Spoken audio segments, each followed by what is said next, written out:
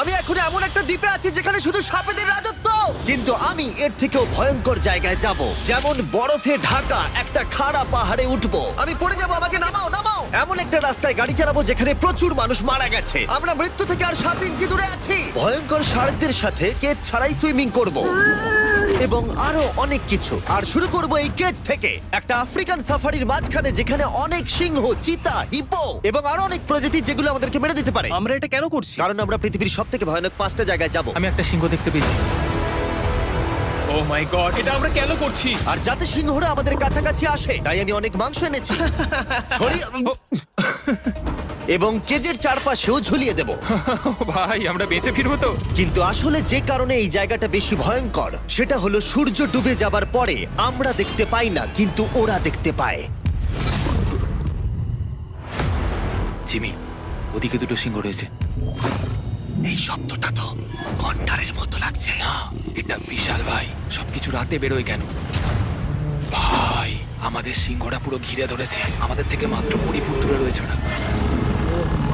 সিংহগুলো আমাদের চারপাশে ঘুরেই যাচ্ছিল। আমরা হয়তো এই ভিডিওটা করতে গিয়ে মারাই যাবো। আর এটা তো সবে শুরু, কারণ এই ভিডিওতে পরের জায়গাগুলো আগের জায়গার থেকে আরো অনেক বেশি ভয়ানক হতে চলেছে। শেষে থাকবে এমন একটা দ্বীপ যেটা সম্পূর্ণ বিষাক্ত সাপে ভরা। আর এবার আমরা আইস ক্লাইম করব একটা বিশাল ভয়ানক ঠান্ডায় জমে যাওয়া জলপ্রপাত। এখান থেকে ফিরে আসার কোনো উপায় নেই। এই দুটোর মধ্যে যে কোনো একটা পথ দিয়ে এই বিশাল খাড়া পাহাড়ে উঠতে হবে এই ব্লেডেড বুটস আর এই আইস পিক্সের সাহায্যে। আমার জীবনে করা এটা সবথেকে ভয়ানক জিনিস। আমার জন্য প্রার্থনা করো। জিমি, তুমি চাও আমরা এই পাহাড়টা চড়ে ওপরে উঠি? হ্যাঁ, এটা অসম্ভব। সত্যি কথা বলতে আমার মনেই হচ্ছিল না এটা আমরা করতে পারবো। তারপর নোলানের সাথে যা হলো তাতে আমরা আরো বেশি ভয় পেয়ে গেলাম।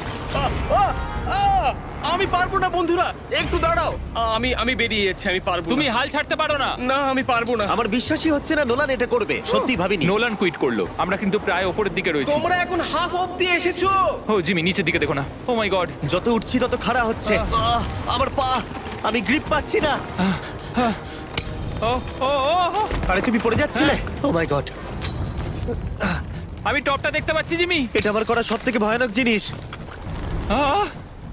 এটা আমি পারবোই। আমাকে ওপরে উঠতেই হবে। দেখাও এটা কতটা খাড়া। প্রায় এসেই গেছি, হাল ছাড়লে হবে না। আর 10% বাকি। আমি এখন কাঁদতেও পারছি না, যদিও এসব করা আমার একেবারেই উচিত নয়। তুমি প্রায় এসেই গেছো জিমি। তবু আমি কোনো মতে এই জলপ্রপাতের উপরে উঠতে পারলাম। আমরা পেরেছি ভাই। আমরা পেরেছি। আহ, কিন্তু আমার মনে হয় নোলান একদম ঠিক করেছে। কিন্তু এবার আমরা দেখবো নোলান লিস্টের 3rd প্লেসে গিয়ে কি করে, যেটা অবস্থিত বলিভিয়ায়। সেখানকার ডেথ রোডে আমরা ড্রাইভ করব। আর এখন আমরা রয়েছি পৃথিবীর সবথেকে বিপজ্জনক রাস্তায়। এই জায়গাটা যে কোনো স্কাই স্ক্রিপারের থেকে অনেক বড়। আমি বুঝতে পারছি না আমরা কেন এখানে এলাম। মিথ্যে বলছি না, এই রাস্তায় অনেকজন মারা যাওয়ার কারণে এই রাস্তাটা 1 যুগ আগেই বন্ধ করে দেওয়া হয়েছিল। এই রাস্তায় গড়ে প্রতি বছর 300 জন মারা যেত, কিন্তু আমাদের কাছে গভর্নমেন্ট পারমিশন রয়েছে, তাই আমরা এই রাস্তা দিয়ে যেতে পারি। পারমিশন না পেলে খুব ভালো হতো। চিন্তা করো না, কিচ্ছু হবে না, না। আমার তো চিন্তা হচ্ছে। এবার বুঝতে পারছি কেন ডেথ রোড বলে। কিন্তু তুমি এমন চালাচ্ছ জানো এটা খুব সাধারণ রোড। ও। দেখো তোমার জীবন আমার হাতে রয়েছে, তাই তুমি এরকম না, তোমার জীবন আমার হাতে রয়েছে। দেখো স্টিয়ারিংটা মনে হচ্ছে কেঁপে চেয়ারের উঠলো। দিকে হাত সরিও না। আমরা এখন মৃত্যু থেকে মাত্র 7 ইঞ্চি দূরে আছি। আমরা খাদের খুব কাছে রয়েছি। সাবধানে সাবধানে সাবধানে। বলছো নাকি? ও মাই Flash গড, করছে? আমার লাইফ ফ্ল্যাশ করছে, ফ্ল্যাশ করেই যাচ্ছে আচ্ছা, বারবার। আর যদি তোমরা ভাবো এটাই সব থেকে বিপজ্জনক, তাহলে বলে রাখি আমাদের রাস্তায় আরো 3টে বিপজ্জনক স্পট বাকি আছে। রাস্তা আস্তে আস্তে আরো সরু হয়ে যাচ্ছে। এই জায়গাটা কিন্তু খুব সাবধানে চালিও। Oh my God! দেখো ওই জায়গাটার টায়ার কিন্তু মাটিতে থাকবে না, দেখতে পাচ্ছো? হ্যাঁ, সেটা আমি দেখতে পাচ্ছি। ও মাই গড, দেখো খাদটা Oh, কতটা দাঁড়াও। গভীর। নোলান, তুমি কি একটু গাইড করতে পারবে? অবশ্যই, গাড়ি থেকে নামতে পারলে খুবই খুশি হব। ও দেখো পড়ে যেও না ভাই। এটা কি? একবার দেখো খাতটা কতটা গভীর। সত্যি অনেক গভীর। এখান থেকে একটা ওয়াটার হ্যাঁ, এখান থেকে আমাকে বার করো। ঠিক আছে। হে, হে, এটা তো পাগলামো ভাই। আমাদের গাড়িটা খাদের একেবারে কিনারায়। গাড়ির চাকা এই গভীর খাদের একদম পাশ দিয়ে যাচ্ছে। এটা পাগলামো। সাবধানে, এই জায়গাটা ঢালু রয়েছে আর খুব স্লিপও আছে। এগিয়ে এসো। নোলান, তুমি একেবারেই ডিরেকশন দিতে পারো না। আসলে আমি এখন চেষ্টা করছি গাড়ি থেকে বাইরে থাকার। অত ভালো ডিরেকশন আমি দিতে পারি না। তুমি ভিতরে ঢুকে পড়ো, কিচ্ছু পারছো না তুমি। ঠিক আছে। তাড়াতাড়ি বসো, এবার আমি স্পিড তুলবো। নোলান, তুমি কি জানো এই রাইডে কি করলে বেশি মজা হবে? কি? আমাদের brand new festival screamy peanut butter cup খেলে। ও, আমি ভাবলাম তুমি বলবে গাড়ি আসতে চালালে। না, ও মাই ফগ গড। অনেকটাই বেড়ে যাচ্ছে, সামনে ঠিকঠাক দেখা যাচ্ছে না। রাস্তার বেশ কিছু অংশ একেবারেই সাধারণ, কিন্তু বলিভিয়াতে ওয়েদার খুব তাড়াতাড়ি চেঞ্জ হবার কারণে হঠাৎ প্রচুর কুয়াশা মৃত্যুদূত হিসেবে সামনে চলে আসে। আরে দাঁড়াও দাঁড়াও দাঁড়াও দাঁড়াও দাঁড়াও দাঁড়াও, আমরা ধারে চলে এসেছি। আমি ভালো করেছি তো? না, আর একটু হলে কিন্তু আমরা পড়ে যেতাম। খাদের খুব কাছে আছি। ঠিক আছে, তাহলে এদিক দিয়ে বের করি। ঠিক আছে। একটু দূর দিয়ে চলো। হ্যাঁ, আরে ঠিক আছে। ওটা কিসের আওয়াজ হচ্ছে? আমরা অনেক কাছ দিয়ে যাচ্ছি। আমি ভাবলাম সবকিছু একসাথে মিক্স করি আর বের করি আমাদের নিজেদের ফেস্টিভ্যাল কাপ। এই কাপের সব থেকে ভালো জিনিস হলো আমরা পিনাট বাটার জার থেকে সরাসরি বের করে ইউজ করি। দেখো কতটা জ্যাব আছে, এটা দারুণ খেতে। এছাড়াও এর মধ্যে আমরা ফেস্টিভ্যালস চকলেট দিয়েছি। তোমরা হয়তো জানো না, ফেস্টিভ্যালস এর কৃষকদের আমরা যথেষ্ট পারিশ্রমিক দিই। আমরা ফেয়ার ট্রেড সার্টিফাইড বিন ব্যবহার করি। আমরা একেবারেই শিশু শ্রমিক সমর্থন করি না। ও মাই গড, এই তিনটে জিনিসই কোনো আমেরিকান চকলেট কোম্পানি করে না।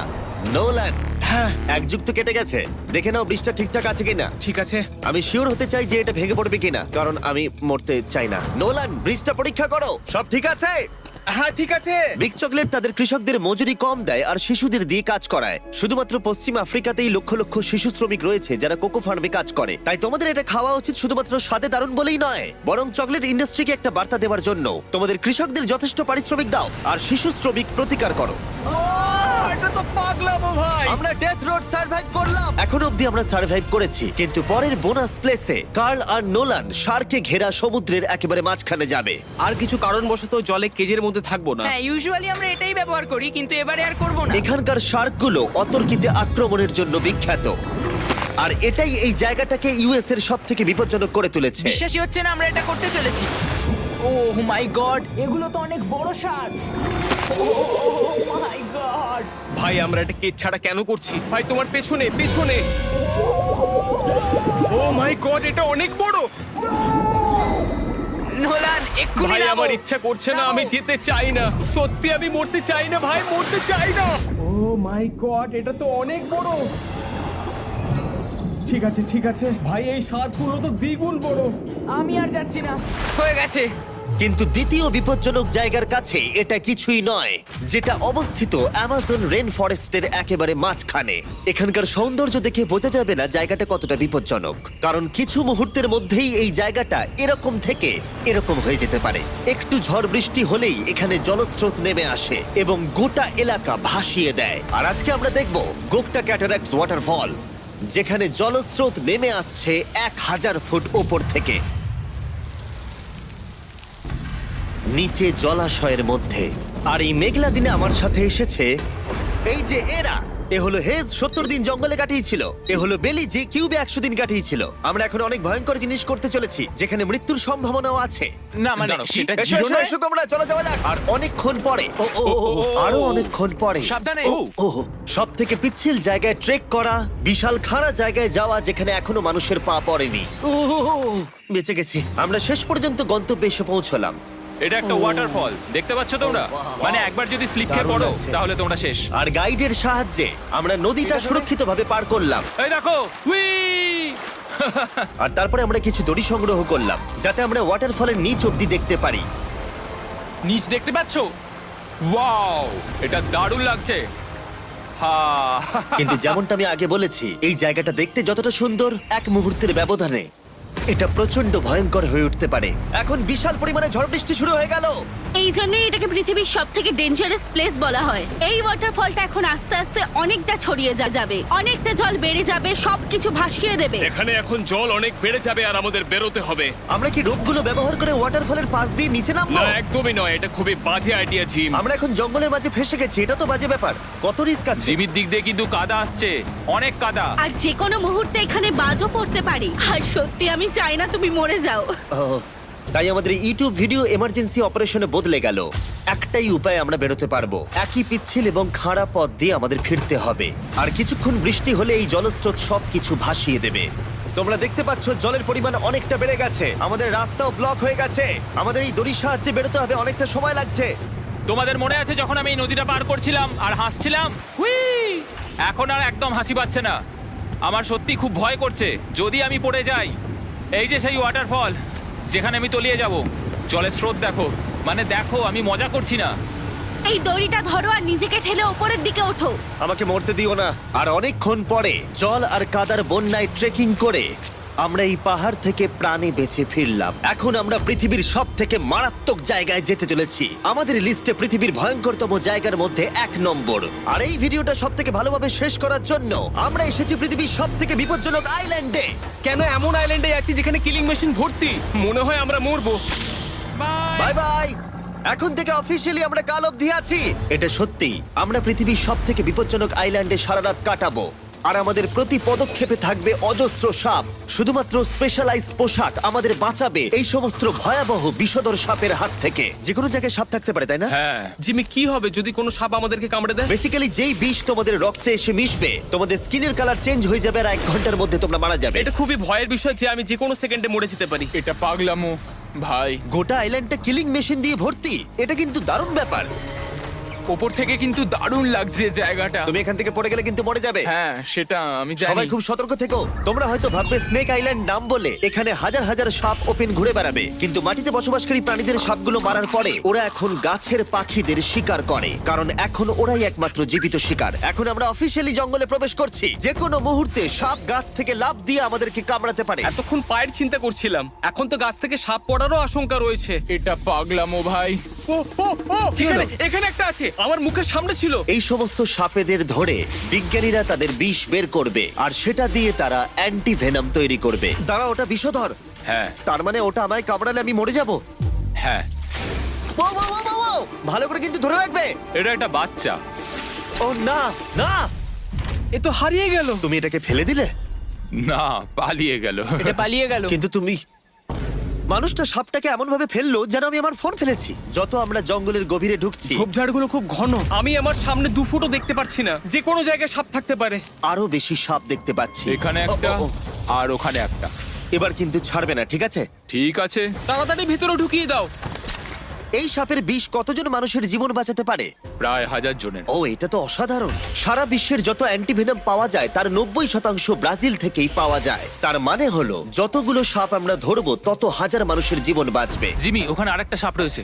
ও মাই গড, এটা তো বিশাল। আমরা অনেক খুঁজে পাচ্ছি, ওরা বাইরের দিকে তাই আসছে। দিনের বাকিটা সময় আমরা এই বিষাক্ত সাপগুলোকে ধরতে সাহায্য করলাম। এমনকি আমরা বিজ্ঞানীদের রিসার্চেও সাহায্য করলাম। দেখো, এই সাপটা মাটি থেকে 15 ফুট উপরে রয়েছে, আর সায়েন্টিস্টরা আমাদের গাছটাকে নাড়াতে বললো যাতে এটা নিচে পড়ে যায়। এই গাছগুলোর নিচে আমি কখনোই ক্যাম্পিং করব না। ও তো একটুও নড়ছে না। অনেকগুলো জীবন বাঁচাতে হলে আমাদের অ্যান্টিভেনম দরকার। অন্ধকার ঘন হয়ে এলে আমরা সার্ভাইভ করার দিকে মন দিলাম। এবার ক্যাম্পিং এর সময়। ক্যাম্প সেটআপ হয়ে গেল, যদিও আমি সত্যিই জানি না এই ক্যাম্পগুলো স্নেক প্রুফ কিনা। আমরা এখন ঘুমোবো সাপেদের মাঝে। একটু ভয় লাগছে। এখন আমরা ঘুমোবো আর আশা করব আমাদের টেন্টে কোনো সাপ ঢুকে পড়বে না। খুবই ভয় লাগছে। আমি বাড়িতে গিয়ে শান্তিতে ঘুমোতে চাই। তাই আমাদের মনে একটাই চিন্তা ঘুরপাক খাচ্ছিল, যত তাড়াতাড়ি সম্ভব এখান থেকে বেরোতে হবে। আমি শুধু বাড়ি যেতে চাই। একটা বিশাল আইস মাউন্টেনে ওঠা থেকে শুরু করে এমন রাস্তায় ড্রাইভ করা যেখান থেকে 1000 ফুট নিচে পড়ে যাবার সম্ভাবনা আছে, শার্কে ঘেরা সমুদ্রের মাঝে সাঁতার কাটা কোনো কেদ ছাড়াই, এবং সবার শেষে আমরা স্নেক আইল্যান্ড সার্ভাইভ করেছি এবং কেউ মরেনি। দেখার জন্য ধন্যবাদ। তোমরা আমার brand new festival creamy peanut butter cup খেও। এই রিটেলার গুলোতে পাওয়া যাচ্ছে। আমি চকলেট ইন্ডাস্ট্রিকে একটা বার্তা দিতে চাই, চকলেটের উৎপাদনকে সুরক্ষিত করো। ব্যাকের কিউআর কোড স্ক্যান করে শিখে নাও কিভাবে বিস্ট গেমস এর সিজন 2 এর বাকি 50টা স্পটে নিজের জায়গা করবে।